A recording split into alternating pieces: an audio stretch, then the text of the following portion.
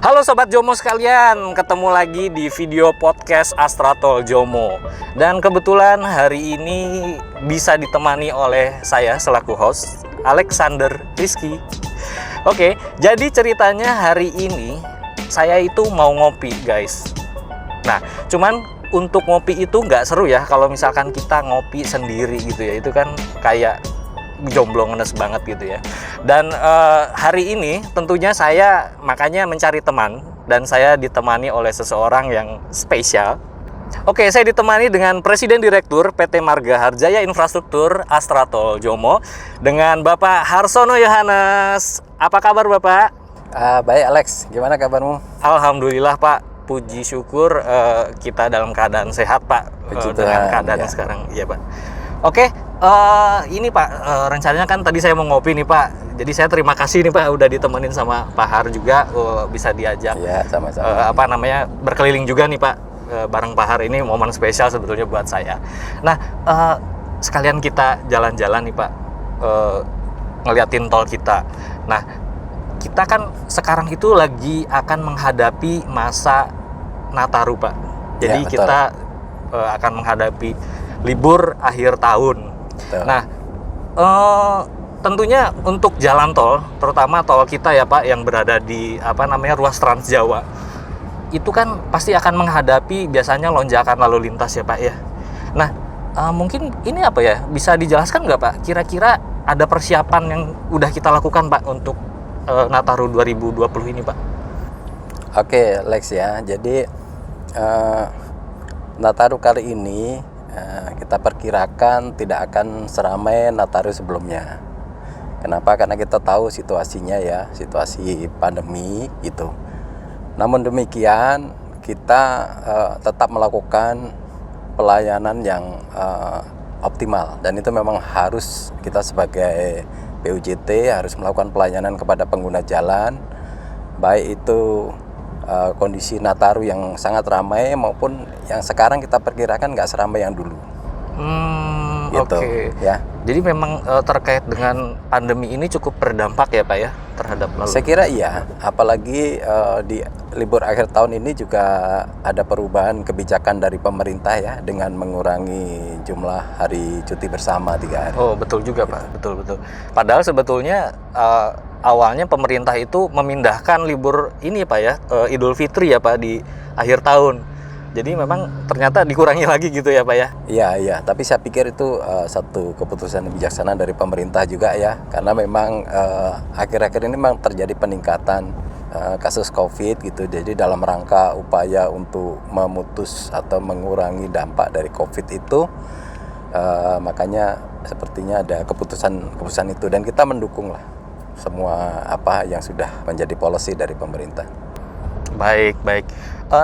Mungkin juga Pak, seperti momen-momen puncak liburan seperti biasanya ya Pak, apakah kita mengadakan kerjasama khusus gitu Pak, atau briefing khusus dengan institusi terkait Pak, misalkan dengan kepolisian gitu Pak?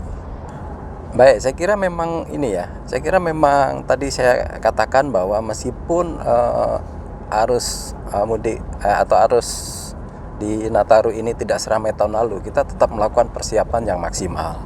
Jadi kita memastikan bahwa layanan operasional kita tetap berjalan dengan baik. Jadi tujuannya pengguna jalan itu bisa benar-benar merasakan pengalaman berkendara yang aman, nyaman, dan lancar gitu. Oleh karena itu kita sudah menyiapkan semua terkait dengan pelayanan transaksi di gardu. Jadi kita di gerbang ya, kita saat ini kan memiliki 3 gerbang, yaitu gerbang di Bandar, kemudian gerbang Jombang, dan gerbang Mojokerto Barat. Nah, kita udah siapkan semuanya dengan peralatan yang otomatis. Kemudian kalau misalnya terjadi lonjakan traffic sehingga terjadi kepadatan, kita juga sudah menyediakan mobile reader. Jadi itu menambah kapasitas kita dalam melakukan pelayanan kepada pengguna jalan. Oh baik.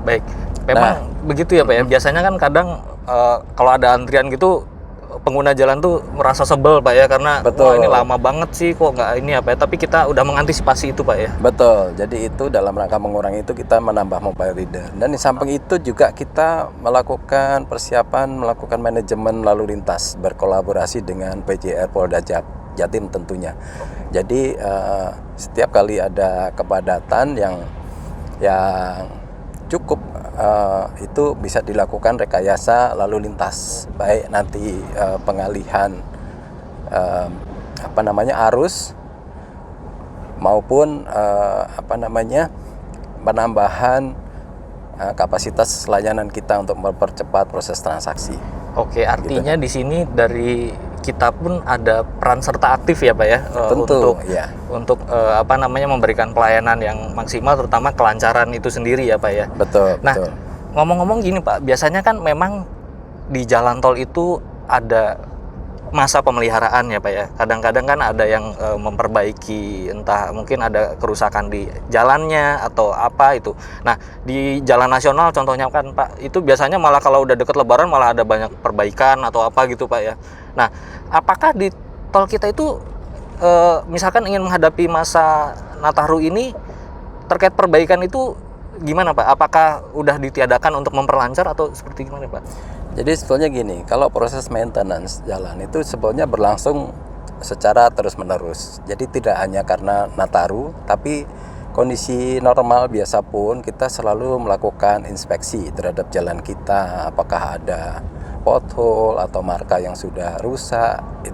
Itu semua sudah kita lakukan inspeksi, sehingga sebetulnya pekerjaan di persiapan Nataru ketika waktunya sudah dekat pun tidak ada pekerjaan yang banyak. Tapi kalau seandainya terpaksa harus ada, itu pun kita pastikan bahwa itu selesai sebelum masa Nataru, masa liburan itu Pak masa ya? liburan gitu, sehingga sama sekali tidak boleh ada hambatan dari pengguna jalan.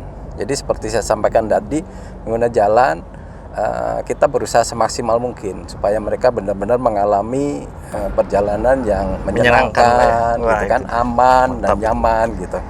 Betul Pak, karena memang itu sebetulnya tujuan orang masuk jalan tol Pak ya. Kalau memang pengalamannya kurang memuaskan, tentunya itu tidak sesuai dengan filosofi kita ya Pak ya. Iya, gitu. Ngapain masuk jalan tol kalau nggak lebih nyaman? Nah gitu. Itu dia, betul sekali Pak. Nah, kemudian Pak, kalau bicara pelayanan jalan tol, mungkin ini Sobat Jomo sekalian ini sebetulnya kan mungkin udah tahu, dan juga mungkin ada yang belum tahu nih Pak, kalau di Tol Jomo, Jombang Mojokerto itu ada rest area ya Pak ya? Betul. Nah, terkait dengan persiapan nih Pak, rest area sendiri untuk menghadapi lonjakan pengguna jalan Pak pada saat masa liburan kali ini, itu seperti apa Pak ya? Jadi gini, kita rest area itu kan di ruas Jomo ini kan ada 4 ya. Ada 4 rest area. Kita siapkan semuanya untuk melayani pengguna jalan. Nah, khususnya di Nataru ini kita juga melakukan penambahan seperti layanan untuk SPBU. Itu ada satu yang kita tambahkan untuk layanan SPBU modular di Teras Melati, KM 695. Kita akan pasang di situ. Iya. Nah, yang lebih penting lagi di dalam rest area ini kita menerapkan protokol kesehatan, Lex. Oh, itu karena yang penting, Mbak. Betul. Rest area memang tempat orang beristirahat ya, dan situ ada kemungkinan orang bertemu dengan orang lain. Makanya kita pastikan bahwa pelayanan rest area kita itu mematuhi protokol kesehatan.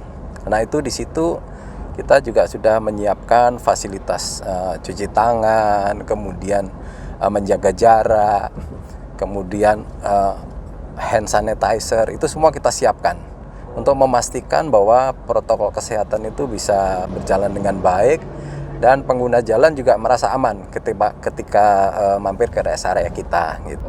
Oke. Berarti memang sebetulnya ada tantangan khusus ya Pak ya, kita kalau untuk menyambut masa liburan dengan pengguna jalan yang mungkin membludak, tapi di masa pandemi ya Pak ya. Iya, tentunya betul. ada effort khusus tadi ya Pak ya, dengan kita menyiapkan setiap protokol kesehatan demi pengguna jalan yang aman sendiri. Nah, kalau tadi Pak mungkin saya sempat mention pernyataan Bapak, mungkin nanti juga ada SPBU juga Pak ya, SPBU modular di Teras Melati itu Pak ya. Iya, sebetulnya ini temporary gitu mungkin Pak. temporary, tapi bisa juga seterusnya ya. Oh, gitu. Untuk di teras Melati ini kita akan pasang memang SPBU modular di situ gitu ya. Ini untuk membantu karena jarak antara rest area sebelumnya atau SPBU sebelumnya sampai ke teras Melati itu cukup jauh ya. Jadi Betul sekali, ini Pak. bisa membantu jangan sampai nanti pengguna jalan itu kehabisan BBM di jalan gitu. Betul. Nah, kita juga menghimbau ya kepada pengguna jalan itu juga mengantisipasi lah jarak, jangan sampai kehabisan BBM di tengah jalan gitu. tol, Pak ya. Ya. Betul sekali. Memang karena memang beberapa kejadian itu ada pengguna jalan yang memang berhenti pada saat ditanyakan ternyata kehabisan BBM ya Pak, kehabisan bahan bakar. Apalagi mungkin kan di masa libur Nataru ini si pengguna jalan ini banyak yang memang berasal dari destinasi dan juga dari asalnya yang memang jauh ya Pak ya. Betul ya. Kadang ada yang dari Jawa Barat, mungkin dari Jakarta, dan juga akhirnya untuk ke Surabaya atau ke Bali mungkin ya Pak ya. Dan planning terkait BBM ini memang sangat penting. Terkait pelayanan lalu lintas tadi Pak, biasanya kan kita berbicara terkait pelayanan petugas layanan jalan tol Pak.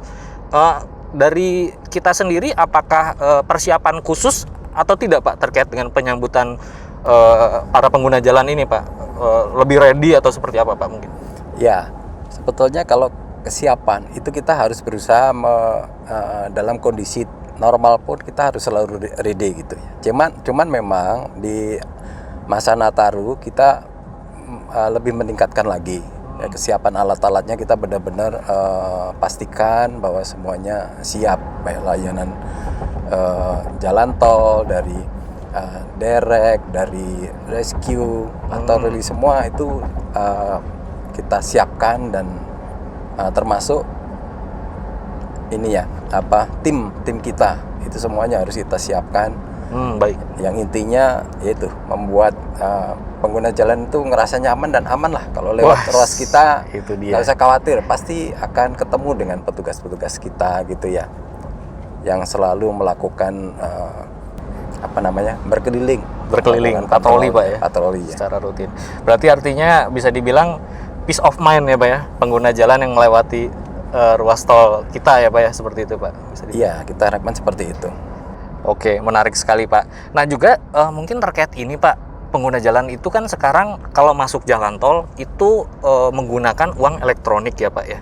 Nah terkait dengan infrastruktur mungkin seperti top up uang elektronik dan lain-lain, apakah mungkin di kita di rest area gitu Pak? Apakah disediakan atau di gerbang gitu Pak? Ya, kita juga menyediakan layanan top up itu baik di gerbang maupun di rest area. Di rest area itu juga ada, bisa. Jadi sekarang banyak pilihan gitu.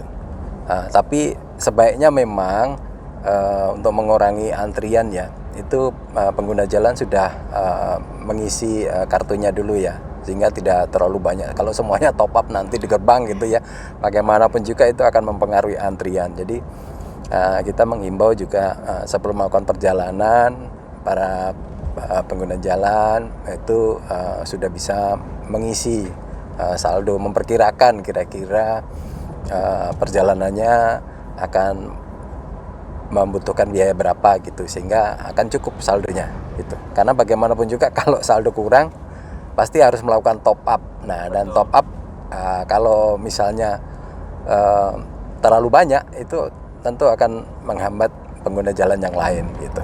Oke, berarti memang kita menghimbau ya Pak ya untuk para pengguna jalan untuk mempersiapkan kira-kira tarifnya berapa, di top up-nya juga mungkin harus sesuai dengan itu Pak ya.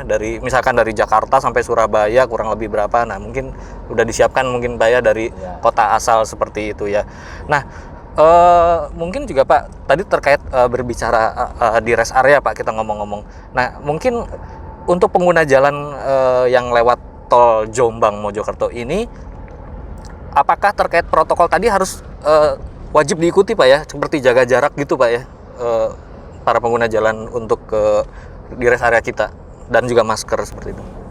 Ya, kita harus menjadi bagian dari komunitas yang membantu pemerintah di dalam memutus rantai COVID ini ya. Karena itu kita semuanya menghimbau kepada seluruh pengguna jalan itu untuk mematuhi protokol kesehatan. Ini bukan hanya untuk kepentingan diri kita sendiri, tapi juga untuk kepentingan orang lain. Karena itu ya kita menghimbau yang 3M itu benar-benar bisa dilakukan oleh kita semua gitu. Khususnya apabila di rest area ya. Di situ ada aturan jaga jarak, ada kursi yang harus tidak boleh duduk di situ. Oh, yang disilang itu Pak ya? Disilang gitu kan. Okay. Ya kita mengharapkan memang itu benar-benar dipatuhi ya. Soalnya kalau enggak ya bagaimana kita bisa berkontribusi untuk menghambat COVID ini. Terus mencuci tangan, ya kan? Semuanya kita sediakan sebetulnya untuk cuci tangan, kemudian hand sanitizer seperti saya sampaikan tadi. Juga kebersihan toilet juga kita pastikan itu itu bersih. Pak yang penting Pak, betul Pak. Kita menyediakan petugas yang memang khusus untuk melakukan untuk menjaga kebersihan lingkungan gitu. Itu Lex ya. Oke, menarik nih Pak. Nah mungkin saya juga ini Pak punya pertanyaan lanjutnya nih Pak. Biasanya kan pengguna jalan kalau lewat jalan tol itu Pak, itu pinginnya itu cepat sampai tujuan Pak. Juga kadang-kadang dia memacu kendaraannya bisa lebih dari ketentuan yang diharuskan. Nah mungkin apa yang harus kita himbau nih Pak kepada pengguna jalan terkait hal itu Pak? Nah betul Lex ya. Ya, itu satu hal yang sangat umum dan sering dilakukan oleh pengguna jalan, membawa kendaraan, memacu kendaraannya melebihi kecepatan yang diizinkan. Kecepatan maksimal itu kan sebenarnya 100 km per jam. Nah sebetulnya kecepatan itu sebenarnya sudah kecepatan yang cukup tinggi.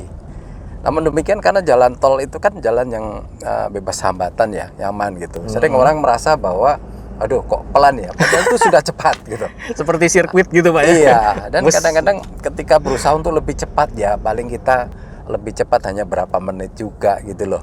Betul. Jadi kami menghimbau ya utamakan keselamatan lah. Kecepatan 100, apalagi kalau kondisi hujan. Kondisi hujan itu kita menghimbau Sobat Jomo ya, semua para pengguna jalan untuk mengurangi kecepatan. Karena untuk menghindari hal-hal yang tidak diinginkan. Namanya juga hujan, air, kadang-kadang licin. Meskipun kita sudah berusaha untuk tidak ada genangan-genangan di seluruh rute ruas kita ya. Namun ketika hujan itu deras gitu ya, itu tetap aja ada risiko tergelincir dan sebagainya. Karena itu kita sangat menghimbau sebetulnya untuk kecepatan ini bisa dipatuhi. Kecepatan maksimal itu 100 dan kecepatan minimal sebenarnya 60 km per jam. Nah itu guys, jadi harus digarisbawahi ya. Kalau lewat jalan tol, kecepatan itu maksimal 100 km per jam. Jadi jangan ngebut-ngebut dan juga jangan terlalu pelan juga, nanti bisa diseruduk dari belakang gitu ya. Oh baik Pak Har, terkait dengan persiapan untuk menghadapi liburan nih Pak, untuk para pengguna jalan dan juga Sobat Jomo sekalian yang melewati jalan tol pada umumnya dan khususnya jalan tol Jombang Mojokerto Pak. Kira-kira apa aja yang perlu dipersiapkan Pak terkait dengan mungkin kondisi fisik dan juga kendaraan Pak biasanya Pak itu Pak? Oke, jadi ada beberapa hal yang harus menjadi perhatian kita bersama ya. Ketika kita akan melakukan perjalanan, khususnya perjalanan yang relatif jauh gitu ya. Yang pertama itu kondisi fisik harus fit, itu penting Lex. Kita harus pastikan kita memang fit sehingga kita bawa kendaraan itu kita pastikan kita akan mampu, nggak kecapean di jalan gitulah. Dan mungkin nggak ngantuk ya Pak ya? Ngantuk. Itu yang paling fit, penting. istirahat cukup ya kan. Itu. Kemudian dari sisi kendaraan Lex, kendaraan itu pastikan bahwa kondisinya juga baik gitu ya.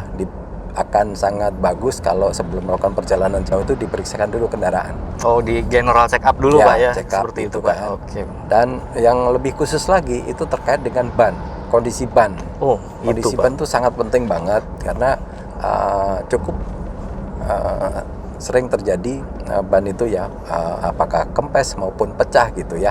Betul, Nah Pak. itu benar-benar tolong diperhatikan. Jadi ban itu harus kondisinya baik kembangnya maupun tekanannya. Tekanan ban itu juga perhatikan, itu kan ada indikator untuk tekanan ban itu Berapa PSI gitu, Pak ya? berapa PSI itu ada biasanya, selalu di setiap kendaraan itu ada, itu tolong dipatuhin. Kemudian juga kapasitas kendaraan yang sesuai, jangan sampai misalnya ya kendaraan isinya misalnya maksimum 5 tapi diisi 8 gitu. Nah itu over capacity, itu juga sangat berbahaya. Itu biasanya kalau kayak piknik gitu kan sekampung, Pak ya. Iya. Kalau kayak mudik gitu, wah itu Iya. betul, Pak. Iya. Terus juga jaga emosi ketika membawa kendaraan ya. Jaga emosi lah. Kadang-kadang kan waduh ada yang balap-balap terus kita ikut-ikutan gitu ya. Sebaiknya kita tetap tenang, slow ketika membawa kendaraan gitu kan. Mungkin sambil nyetel musik itu kan juga itu bisa mengurangi kelelahan, Kejenuhan itu, Pak, ya? kejenuhan Biasanya. gitu ya. Dan kalau memang kita udah capek ketika kita melakukan perjalanan sudah berapa jam, biasanya sih 4 jam ya, atau kurang dari itu kita sudah merasa capek, sebaiknya segera mencari tempat istirahat dan beristirahat situ. Karena itu diperlukan, memang kita harus tetap supaya bisa fresh ya. Istirahat sejenak, lihat pemandangan yang berbeda, kemudian kita gerak-gerak badan, itu akan sangat membantu ketika kita sudah tubuh kita merasa letih, penat, dan terutama ngantuk gitu. Karena kecepatan yang tinggi, katakanlah kecepatan 100, ketika kita ngantuk hanya beberapa detik saja kita udah sampai di tepian tuh. Dan itu bisa berbahaya bagi diri sendiri maupun Pengguna jalan lain, yang Pak, lain ya? gitu. Oh, betul sekali. Ya, Berarti itu tadi seperti yang patut saya catat itu sebetulnya dianjurkan mengemudi di jalan tol itu 4 jam, Pak ya? Maksimal, Pak ya? maksimal 4 jam tuh harus istirahat gitu. Tapi kan orang beda-beda ya daya tahannya. Oke. Itu kalau misalnya katakanlah udah 2 jam sudah lelah, ya mestinya istirahat aja. Kita bisa ukur sendiri ya, Iya sih, betul sih, Pak. kemampuan kita gitu. Jadi memang tergantung dari daya tahan tubuh. Jadi tadi Pak Har mention pastikan kondisi tubuh ya, Pak, yang penting ya, Pak ya. Fit, harus fit. Harus fit dan Jangan minum obat. Obat itu kadang-kadang ada obat yang bikin ngantuk. betul, Pak, Nah, bikin harus ngantuk. hati-hati. Betul. Aduh agak flu nih, minum obat flu. Aduh bisa ketiduran tuh bawa mobil. Iya sih. Sangat beresiko gitu. Betul. Terus- Nah, dan mungkin ini, Pak, kalau terkait dengan jalan tol sendiri, itu kan rata-rata nih, Pak, untuk ruas Trans Jawa itu kan ada 2 lajur ya, Pak ya. Ya betul. Nah, mungkin sobat Jomo sekalian ada yang mungkin belum tahu kenapa sih ada 2 lajur. Nah, itu mungkin ada khusus nggak, Pak, fungsinya? Yang kiri itu buat apa, yang kanan buat apa, Pak? Ya sebetulnya itu kan lajur kanan itu sebetulnya diharapkan hanya untuk mendahului. Jadi jangan sampai kita di lajur kanan dengan kecepatan konstan tapi pelan gitu ya. Sehingga orang ketika mau mendahului kesulitan. Yang itu sering terjadi, akhirnya orang itu mengambil mendahului dari sisi kiri. Nah itu semuanya salah. Bahkan ada yang dari bahu jalan, Pak ya. Nah apalagi ada yang dari bahu jalan. Bahu jalan itu semuanya hanya digunakan untuk emergency gitu. Berarti memang sebetulnya sudah ada ketentuannya, Pak ya, terkait penggunaan lajur. Nah, berarti tadi saya dengar terkait bahu jalan itu hanya untuk emergensi ya, Pak ya. Iya, Nah, betul. gimana, Pak, kalau misalkan ada pengguna jalan yang sebetulnya kebelet pipis misalkan, Pak, di tengah jalan, atau misalkan wah ada pemandangan sunset atau sunrise bagus nih, terus dia ke pinggir untuk foto-foto, itu boleh nggak, Pak, itu, Pak, seperti itu, Pak? Nah itu sangat tidak dianjurkan ya. Tidak boleh, Karena Pak. sebetulnya itu jalur emergency memang dipakai untuk jalur kondisi darurat. Sedangkan untuk pengguna jalan yang merasa letih atau mau ke toilet itu memang kita sudah menyediakan rest area. Dan di ruas kita ini rest areanya kurang lebih jaraknya 20 kilo. Bisa lah kira-kira memperkirakan ya. Kalau misalnya aduh mau ke toilet deh, nah itu hanya 20 kilo saja. Itu sudah akan ketemu rest area gitu. Nah di situ baru kita boleh istirahat gitu. Kecuali dalam kondisi sangat darurat, gitu, misalnya ada trouble di kendaraan atau ban kempes dan sebagainya, itu baru dipakai untuk jalur yang darurat itu. Kita berhenti dan biasanya petugas kita karena selalu melakukan patroli ya keliling, itu pasti akan ditemukan atau menginformasikan, pengguna jalan boleh menginformasikan ke Senkom, sentra komunikasi kita itu dan nanti akan dibantu oleh petugas kita. Nah, Pak, bicara terkait dengan pelayanan lalu lintas dan juga petugas Senkom, mungkin teman saya tuh ada yang nanya, Pak, itu kalau misalkan dibantu sama petugas jalan tol, terutama jalan tol Jomo ya, Pak ya, itu bayar gak sih, Pak? Semua pelayanan di jalan tol itu gratis, Lex ya. Jadi kita benar-benar mengimbau kepada pengguna jalan untuk tidak perlu memberikan sesuatu tips atau tip atau balas jasa dan sebagainya, karena itu semuanya udah bagian dari servis kita kepada para pengguna jalan. Gratis, guys. Gratis ya. Berarti Gratis gratis ya, Pak ya. Ya. Jadi dipastikan untuk tidak memberi ya, Pak ya. Dan Iya. dan juga dipastikan juga bahwa para petugas pelayanan jalan tol di Astra Tol Jomo ini memang tidak ada yang menerima pungli seperti itu ya, Pak ya. Iya, saya pastikan seperti itu karena petugas kita pun kita juga sudah memiliki nilai-nilai atau value apa yang boleh, apa yang tidak boleh. Oke. Ya dilakukan gitu, antara lain menerima tip dari pengguna jalan atau tanda terima kasih atau apa itu tidak dilakukan oleh petugas kami gitu. Kita pastikan seperti itu. Oke, baik, terima kasih Sobat Jomo, betapa lengkapnya tadi informasi yang bisa kita dapatkan bersama dari Pak Harsono Yohanes. Mudah-mudahan informasi ini bermanfaat dan juga menambah wawasan dari pengguna jalan alias Sobat Jomo sekalian tentunya ya. Dan juga selamat menikmati liburan, tetap jaga kesehatan dan juga pastikan untuk liburan dengan aman, jaga kondisi kendaraan dan juga jaga kesehatan. Stay safe dan salam sehat semua.